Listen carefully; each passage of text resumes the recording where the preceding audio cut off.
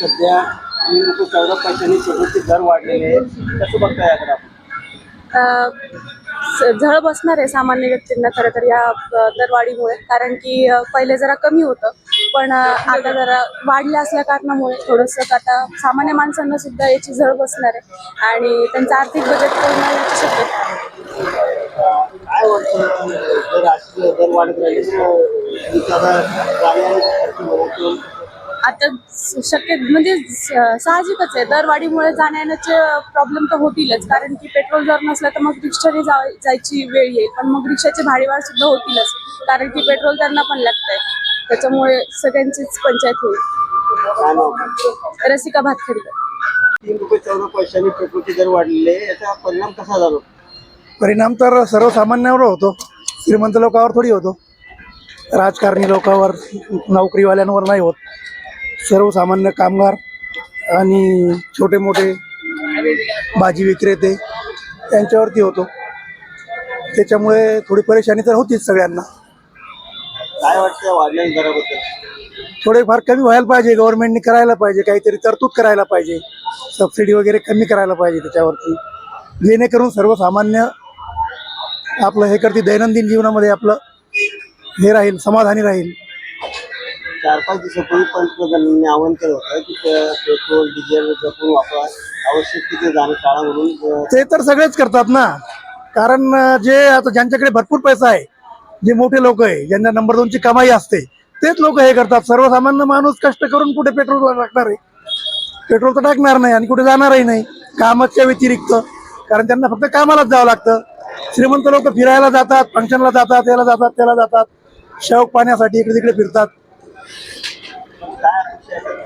अपेक्षा काय, आता जे गव्हर्नमेंट ठरवतील ते. आता त्यांच्यापेक्षा आपण तर हुशार नाहीये किंवा त्यांच्यापेक्षा विचारवंत पण आपण नाहीये आणि सर्वसामान्याचं कुणी ऐकणार पण नाहीये. आपण काही हे करू शकत नाही त्याबद्दल. दिलीप शिखरे. काय सांगाल दादा, 3 रुपये 14 पैशांनी आज पेट्रोल वाढलेलं आहे, कसं बघताय याकडे? याच्याकडे तर खूप गंभीर प्रश्न आहे राव. आम्ही तर मोलमजूर करणारे लोक आहे, दररोज आम्हाला 100-50 टाकावं लागतं. मग इथं काही कळत नाही, हे म्हणजे एवढं वाढलं तेवढं वाढलं, ते असं कसं काय चालायचं? म्हणजे समस्या खूप गंभीर आहे. आता रोजचं लोक 100-200 भरू शकत नाही. 50 रुपयाचं आम्ही भरतोय करू, त्याच्यात 40च भेटतं. त्याच्यात म्हणजे हे भाव वाढला किंवा भाव वाढला. आता जगायचं तर कसं जगायचं? गॅस कमी वापरा म्हणतात, खाद्यतेल कमी वापरा म्हणतात. हो, पुढे दौरे बघू आपण जातच नाही कुठं, लग्न कार्य टाळा. हो, बरोबर आहे की नाही? आता खाद्यतेलाचा प्रश्न आला नाही, येतच आहे ना. दैनंदिन जीवनामध्ये पेट्रोल लागतात. मग हे म्हणजे 50 रुपयाचंच आहे, 108 रुपये काहीतरी झाले म्हणलं, म्हणजे 17 ते 100 किती? 3 रुपये 14 पैशांनी वाढलं. 3 रुपये 14 पैसे आजपासूनच वाढलं. त्याच्या अगोदर 17 रुपये काहीतरी होतं, 107 रुपये काहीतरी आहे ना, 105 रुपये 7 पैसे काहीतरी होतं. आता दिवसांदिवस असंच राहणार आहे का काय? मग कसं बघताय याकडे?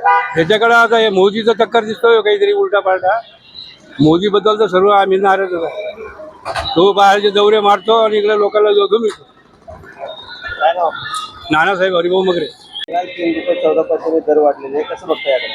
काय म्हटलं? 3 रुपये 14 पैशांनी दर वाढलेले पेट्रोलचे, कसं बघताय याकडे? सध्या तर अजून काही विचार नाही केला त्याच्याबद्दल, पण महागाई एवढी वाढली ती वाढायला नव्हती पाहिजे. काय वाटतंय दर वाढलेल्या दराबद्दल? काय दैनंदिन खर्च वाढत चाललाय दररोजचा. पेट्रोल आता लागतच ना दरवेळेस. काय नाव? सचिन गोलांडे. काय सांगाल, पेट्रोलचे दर वाढलेले? अरे काय रेट वाढले, गरीब माणसाला कसं करायचं? गाड्या उभ्या करून ठेवा का? कसं काय व्हायचं साहेब? हा, गरीब माणसाला काय करायचं? काम धंदे नाही येत, कसं काय व्हायचं? बघा आता सरकारला सांगा काय आहे काय नाही. गरीबाचं मोठे लोक टाकता, बघा काय करायचं. 3 रुपये वाढले. बाहेर फिरलं टाळावं ना. हा, बाहेर फिरलं टाळायचं.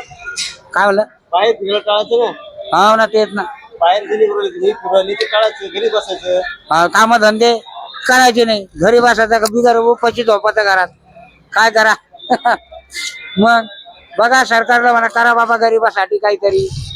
वाढीत राहिले रेट तर काय करा? गॅसची किंमत गेली कुठं 1000-2000. बघा आता काय करायचं. ठीक आहे. हा, नाव काय? अंकुश लक्ष्मण शिरसाट. त्या सरकारला कळायला पाहिजे, मोदी साहेबाला कळायला पाहिजे ना, एवढा भाव त्यानं वाढवलं नाही पाहिजे.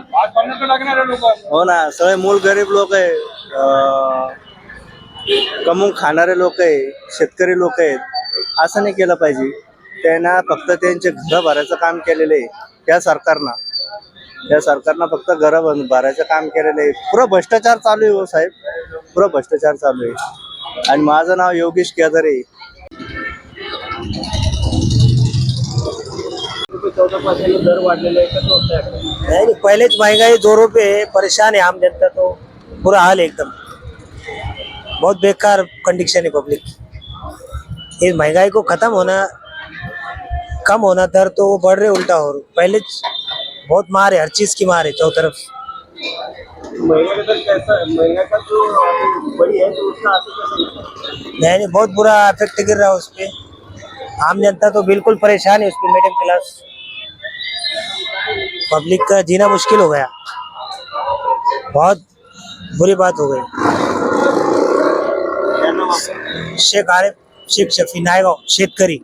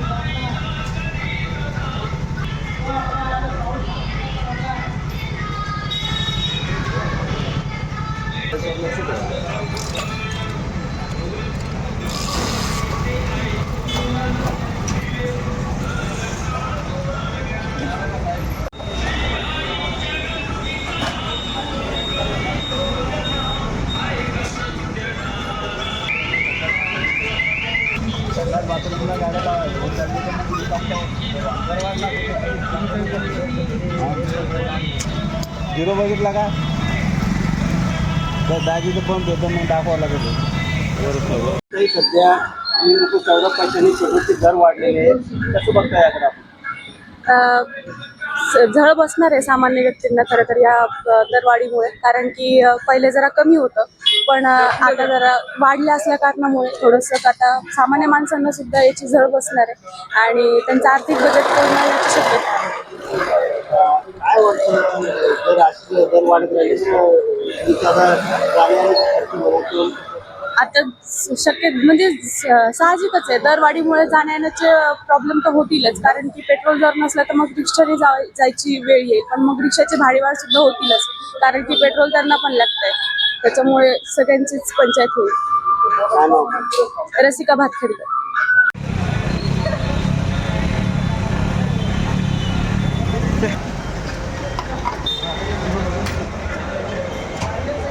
बोल